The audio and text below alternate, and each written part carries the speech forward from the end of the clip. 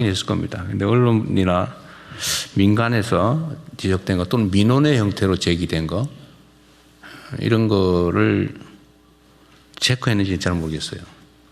그래서 우리 막 정부에 연간 천수백만 건의 민원이 들어오잖아요. 그거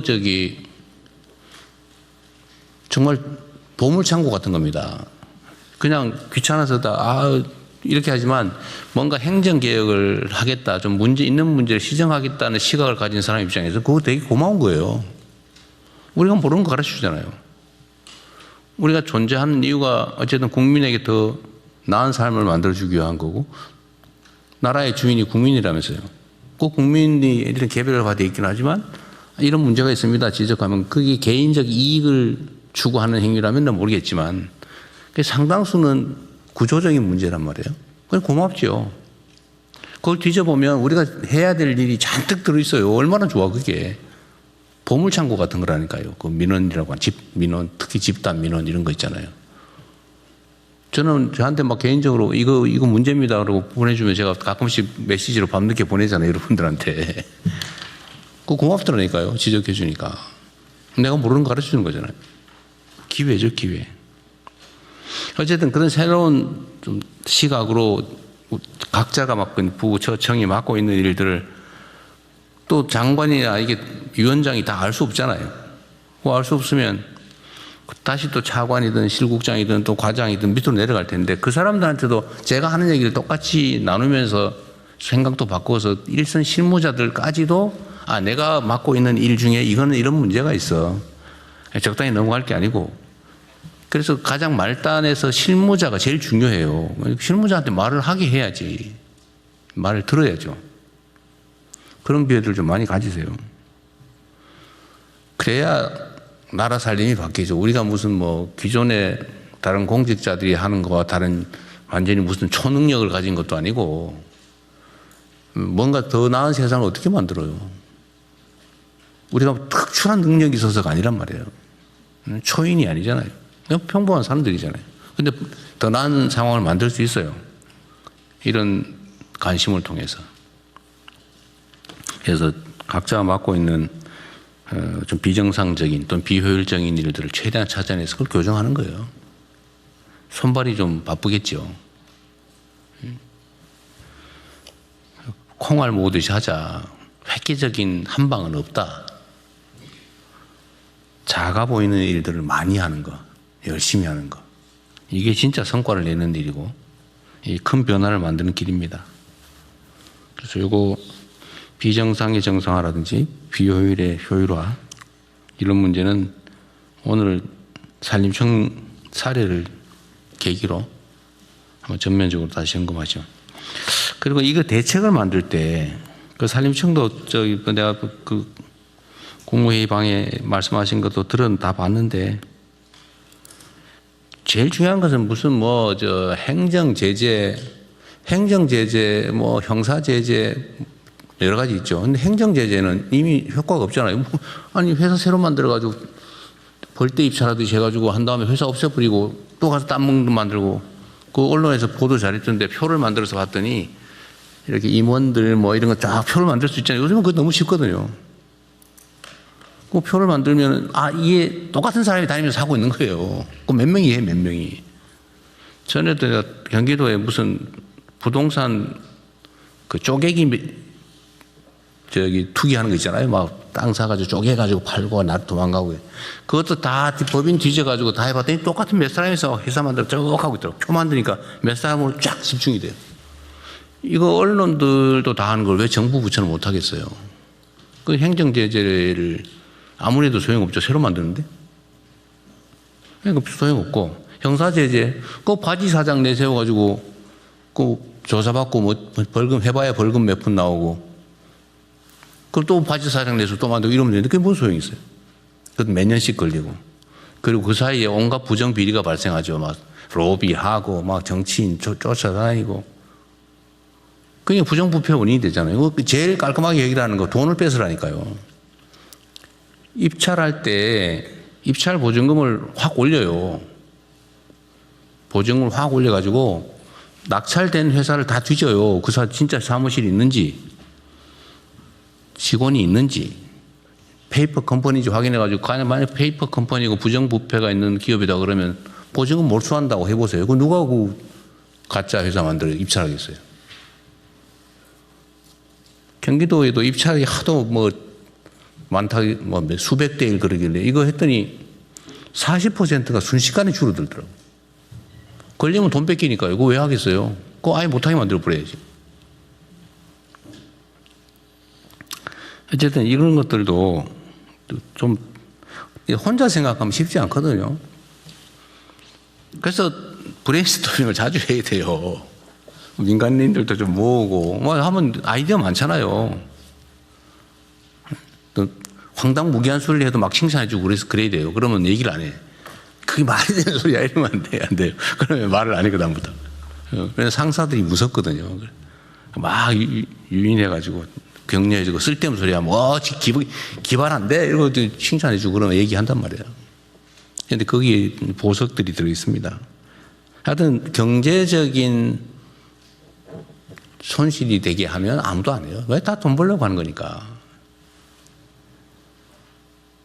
하여튼 실질적인 대책을 좀 만드십시오. 그리고 이게 행정에 대한 신뢰가 중요한데 말하면 진짜 하더라 이런 확고한 믿음을 갖게 해야 돼요. 말하고 흐지부지 하던데 이렇게 하면 영이 안 써요. 그래서 말한 건 반드시 지켜야 됩니다. 저도 그 점은 분명하죠. 제가 시기가 언제인지는 모르지만 반드시 체크합니다. 전에 이거 한 거 어떻게 됐냐고. 물론 가끔씩 좀 늦어지는 경우는 있긴 하지만 여러분도 마찬가지예요. 뭐 당연히 잘 아시겠죠. 업무 지시하고 이러면 반드시 체크해야 됩니다. 그런 측면에서 이 계곡 정비하는 거 있잖아요. 행안부 장관님. 3월 말까지 한다 그랬죠 원래. 예. 아직 보고 못 받으셨습니까? 아니 그 제가 보고받는 거 별로 의미 없어요. 네네.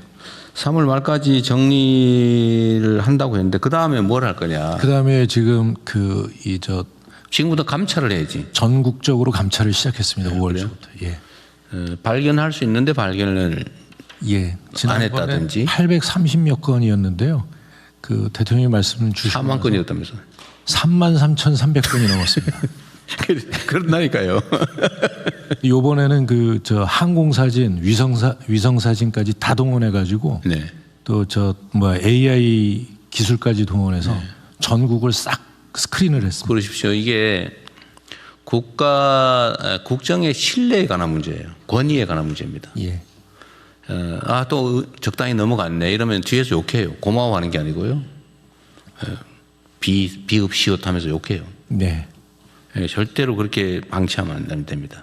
네, 이거는 일종의 바로미터 같은 거에서 어떻게 되나 지켜보는 사람이 많아요. 단속을 했다는데 진짜 없어졌나? 그러니까 자기가 평소에 가던데 가서 확인한단 말이에요. 진짜 제대로 하나? 그러면 이제 여름 행락철 오기 전에 그렇죠. 1차 감찰을 하고요.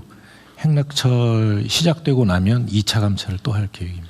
그러니까 이게 개별적으로 보면 별거 아닐 수도 있어도 전국적으로 보면 완전 국토를 모두의 것인 국토를 가지고 자기 혼자 돈벌이 한다고 폐쇄하고 그러면 안 되잖아요. 그죠? 온 국민이 화나잖아요.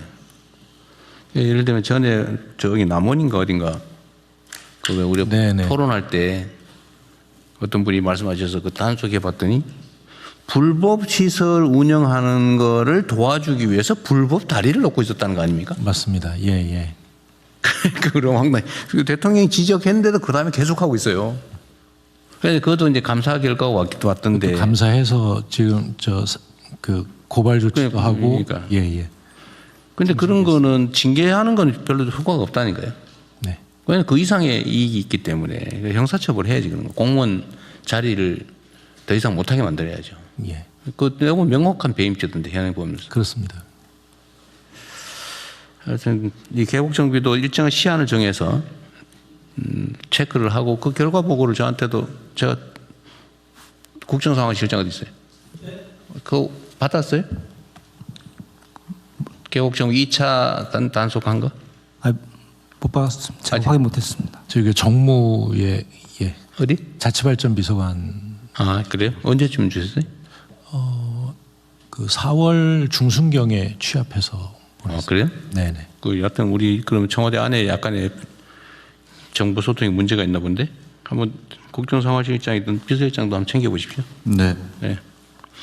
어쨌든 이제 그 다음 단계는 제가 전에 얘기한 대로 첫 번째는 옛날에 하던 대로 한 거고, 아이 뭐 보고하라니까 생색용으로 몇 개 해서 한 개 880 몇 개였죠. 네네. 제대로 한다고 한 게 33,000 몇 개였다. 예. 그거 말고도 많이 있을 겁니다. 그럴 겁니다. 네, 근데 이제 지금부터는 어떤 공직자가 그거를 방치했나 거기에 중점을 둬가지고 감찰하고 필요하면 여기 경찰 필요하면 다 직무유기로 다 수사하도록 하고 예. 법무부도 좀 신경 쓰고 검찰도 신경 쓰고 하십시오. 그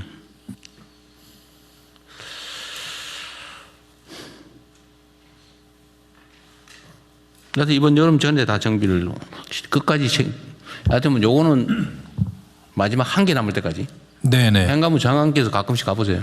예, 저도 불시에 그 방문할 가보면- 점검을 할 계획이고. 가보면 있어요. 네네. 그리고 지금은 없어도 행락철 되면 또 만들겠죠. 장사할 욕심에 또 설치가 됩니다. 그다음에 즉시 철거는 하고 있어요.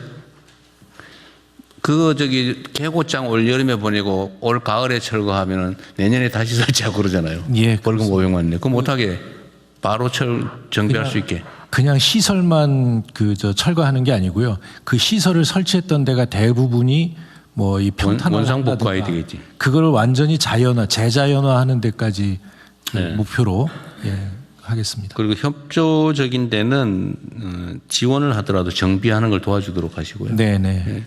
무조건 단속 일변도가 아니라 좀 탈출할 수 있게 네네. 지방 정부하고 협력하고 필요하면 정부의 예산 지원을 좀 해줘도 좋은데 뭐 탐방로 정비하고 같은 거- 정상적으로 사는 거는 예. 적극적으로 지원해 주도록 하십시오. 네, 그렇게 하겠습니다. 네, 어쨌든 우리가 국정을 맡은 지가 이제 1년이 거의 다 돼 가는데 그동안 다들 열심히 잘해 주셨어요. 잘해 주셨는데 이게 이제 또 1년 정도가 지나면서 이게 또 관성화 되는 경우도 있죠. 그러지 않도록 좀 각별히 유념해 주시기 바랍니다. 하지만 우리한테는 별로 중요하지 않은 여러 가지 정말 엄청난 일들 중에 부수적인 작은 일처럼 보여도 이 작은 일들에 그 인생이 달려있는 국민들이 수백, 수천, 수만, 수십만씩 있어요. 우리는 별거 아니지만 여러분들이 하는 일. 그 민원 각별히 챙기시고 얘기 나온 김에 지금 민원 처리 방안에 대해서는 종합적인 대책들을 좀 강구는 하고 있나요? 이 민원이 없는 부처가 없을 텐데 하여튼 민원을 이거 귀찮은 거 막 처리해야 되는 거 이렇게 생각하지 말고 우리가 해야 될 일을 알려주는 고마운 당사자다. 그리고 우리가 해야 되는 국정의 상대다. 실제 그렇게 생각해 줘야 됩니다. 그래서 제 임기가 끝나는 때쯤에는 민원이 절반으로 3분의 1로 줄었다. 이렇게 얘기할 수 있어야죠. 반복 민원들은 설명을 하든지 해결을 하든지 둘 중에 하나 해야죠. 방치하지 말고. 평생 민원 때문에 쫓아다니는 그런 사람들 많아요. 그 정부가 불친절해서 그렇다니까요. 시간 충분히 내고 설명 설득하고 안 되면 뭐 다른 수를 내더라도 이렇게 끝내야지. 그 되지도 않을 또는 억울한 민원 가지고 평생 쫓아다니고 그렇게 하면 되겠습니까? 그런 사람이 내가 보기 수십만이 넘을 거야 아마. 네, 이상입니다. 이후 회의는 국무총리